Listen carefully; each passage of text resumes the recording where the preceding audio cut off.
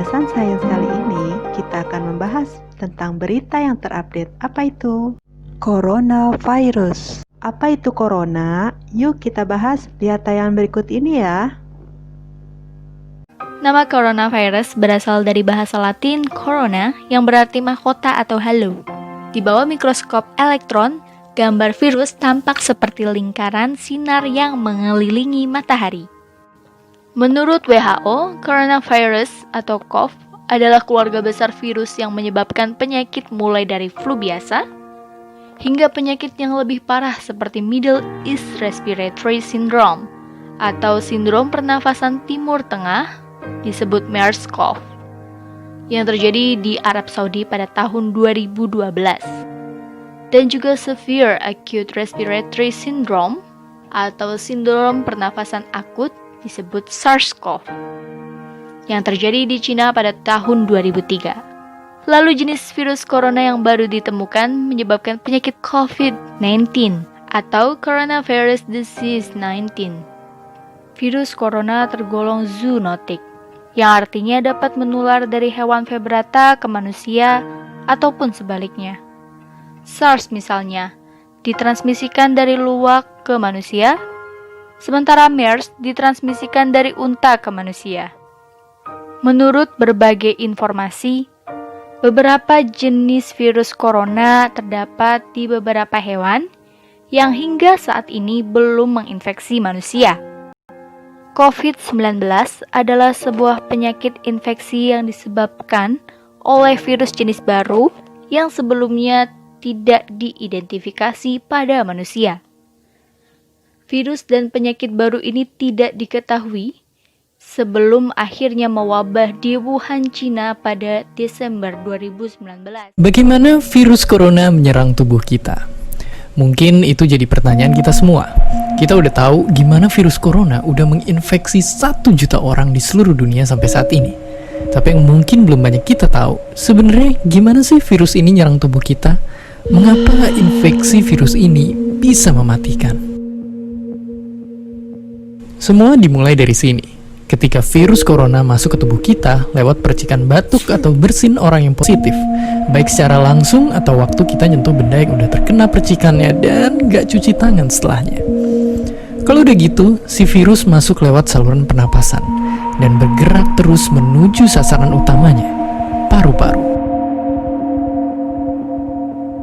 Disinilah virus yang punya 3 bagian utama ini mulai bekerja. Pertama-tama, paku protein corona ini akan nempel di paru-paru dan organ-organ lain yang selnya kaya akan protein ini, protein ACE2. Kalau tubuh kita ibarat rumah dan virus corona itu perampok, ACE2 itu ibarat gagang pintu rumah kita. Begitu udah nempel, perlahan tapi pasti virus ini akan ngedorong masuk ke dalam sel kita. Dan begitu berhasil masuk, barulah aksi sebenarnya dimulai. Di fase ini, tubuh virus corona akan membuka dan sang hacker pun terbebas. Dia akan ngehack inti sel sehat untuk nipu sistem imun tubuh kita biar nggak nyerang virusnya. Dan sekaligus ngebuat inti sel jadi memproduksi cikal bakal virus corona baru. Sel yang udah terinfeksi dan dihack ini selanjutnya akan terprogram untuk bunuh diri dan melepaskan jutaan virus corona yang siap nginfeksi dan ngehack sel-sel sehat lainnya. Ya, awalnya mungkin kita cuma kemasukan virus corona yang jumlahnya dikit, tapi dalam hitungan hari aja udah akan ada jutaan sampai miliaran virus corona baru, bikin paru-paru kita dipenuhi oleh mereka. Tapi ternyata, mimpi buruknya ada setelah ini.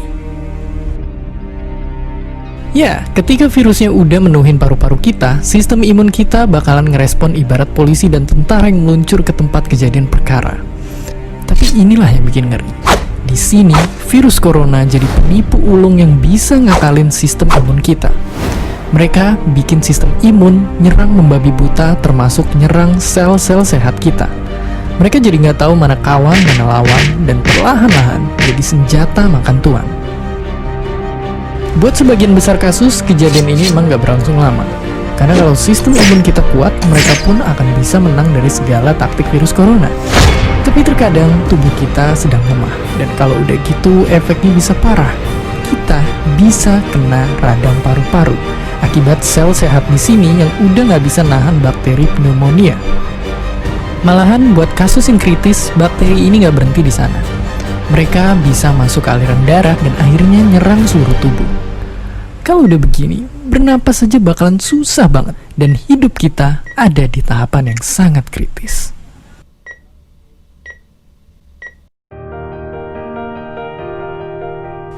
Ya, mungkin dengar fakta-fakta barusan bikin kita takut dan khawatir. Tapi ingat, kita pun punya cara buat memperkuat daya tahan tubuh kita. Makan makanan bergizi. Ya, bukan lagi sekedar 4 sehat 5 sempurna, tapi ikutilah pedoman gizi seimbang yang bisa ningkatin imun tubuh kita. Virus corona bisa parah kalau kita emang sakit. Tapi kalau tubuh kita sehat, kita punya harapan untuk bertahan.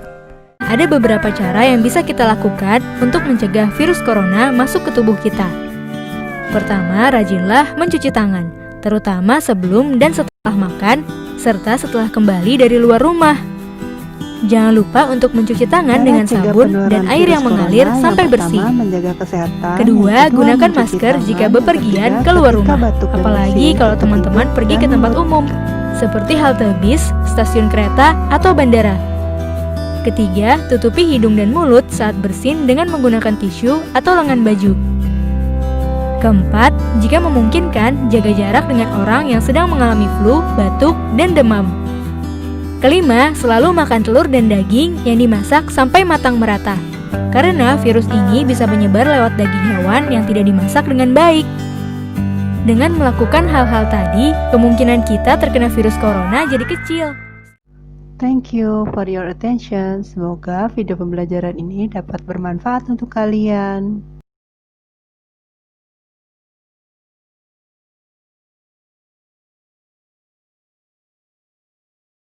Thank you for your attention. Semoga video pembelajaran ini dapat bermanfaat untuk kalian.